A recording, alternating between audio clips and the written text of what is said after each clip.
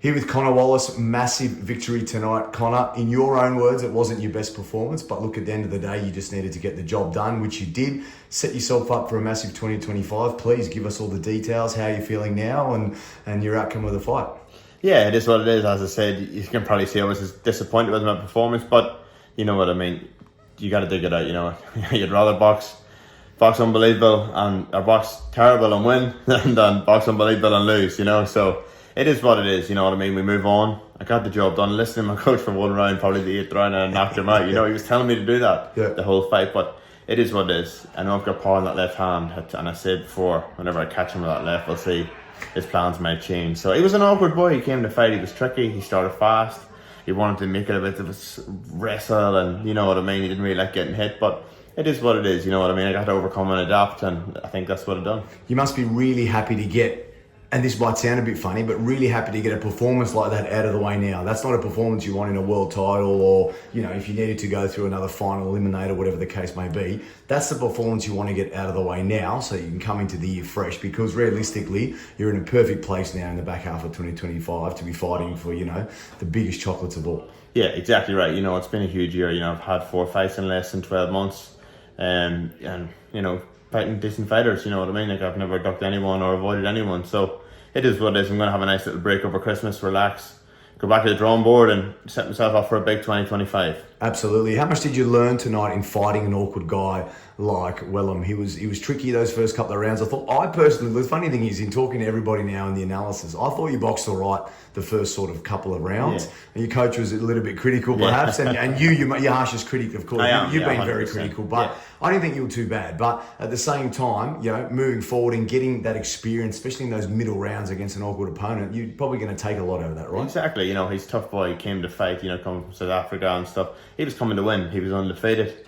He done a good job. He was tricky, made it awkward, ugly, you know, but it is what it is. As I say, I caught up with him as the rounds went on and caught him with that left hand, and I'd actually dropped him 3 times in the 8 rounds. So, like, the body shot, good body shot, the bail saved him in the 3rd, and then obviously the 2 left hands in the 8th round. So it is what it is. As I say, back to the gym, having a nice little rest with my family over Christmas, back to the gym, and big year in 2025. A win's a win. You know what I mean? Be kicking myself if I hadn't lost. Absolutely, mate. I want to ask you, where do you see your place in Australian boxing now? Because for me, you're firmly entrenched in the top 10 now of all our world talents. You'd be pushing realistically, you know, towards the top 5. And the reason is that we've got guys like Jai, who's, you know, probably pound for pound king at the moment for us in Australia. But realistically for me now, you're knocking on the door, probably on that verge of the top 5, you know, in the country, top 10 definitely. Where do you see your place amongst the upper tires? Liam Paro was brilliant on the weekend. He's been brilliant last 2 fights. Tszyu, of course.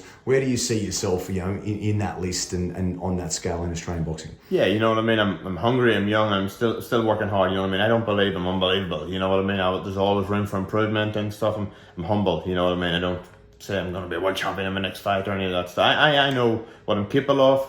I know I have a lot of work to do, and I'm willing to do that. You know what I mean. More fights, more experience at that top level. That's what I need, and I'll keep getting better with each fight. I know that was a bad performance, but I took my performance against Pampelone, against Gip, against Omatagi. They were all good performances, you know what I mean? So we have the odd off day here and there. It is what it is, you know what I mean? But as you say, better getting out of the road now. And, you know, that's the bad one out of the road. It can only get better from here. Absolutely. Last couple of questions, mate. Just wanted to quickly talk about one of the funniest things I've seen and most beautiful things was your daughter tonight watching you in the ring and then on the screen, recognising her dad in the ring. How much extra, you know, oomph has that given you now, noting that you're not only fighting for yourself and your beautiful wife, but, you know, also for your wonderful daughter now as well? Yeah, 100%, definitely. You know what I mean? It's great, and she's growing up now. She's starting to realise what it's about and stuff, you know, and it's got that little personality and stuff. It's unreal. It's great to have her here at the fights, and even the difference in her in a couple of months from the Pampelone fight, like, she's growing, getting bigger and stuff. So it's good, you know, it's fun, and I love having her here. Obviously, you've seen her name on the back of my shorts and stuff.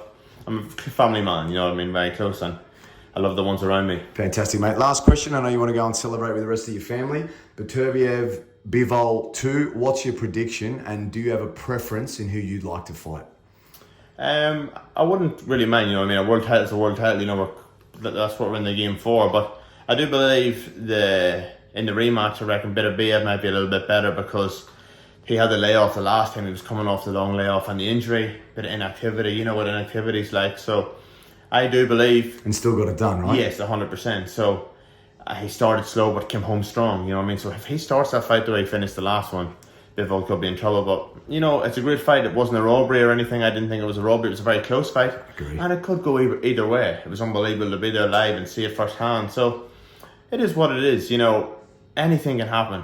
It's they're the two boys at the pinnacle of the sport. You know, in my weight category. So it is what it is. I'm very interested and looking forward to watching it. It's an unbelievable card. So I'll definitely be tuning in for sure. If not, I wouldn't mind going. Perfect, mate. You'll be on one of those very soon. All the best. Congratulations tonight, mate, cementing yourself in all of those world bodies with all those rankings as well, mate. Belts are around your waist. We'll have a quick look at those, mate. There they are. So well done, and we'll see you very soon. Sure. Thank you very much, and I love your calling my fights.